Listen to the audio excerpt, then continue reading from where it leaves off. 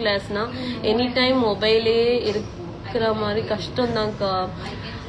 கண்டிப்பா இப்ப நான் மொபைல்ல பேசிட்டு இருக்கேன், சடனா உங்களுக்கு வந்து கிளியரா தெரியலாம், நான் பேசுறது கிளியரா கேட்கலாம், சடனா வந்து நெட்வொர்க் ப்ராப்ளத்தினால கிளியரா கேட்காம போயிடலாம். இப்ப ஆன்லைன் கிளாஸ் அட்டன் பண்ணிட்டே இருக்கீங்க, ஒரு முக்கியமான பாயிண்ட் வந்து உங்க மென்டார் சொல்லி கொடுக்குறாங்க, அந்த டைம்ல வந்து ஒரு நெட்வொர்க் ப்ராப்ளம் வந்துருச்சு. உங்களுக்கு நெட்வொர்க் ப்ராப்ளம் வந்துருச்சுன்னு உங்க மென்டாருக்கு தெரியுமா?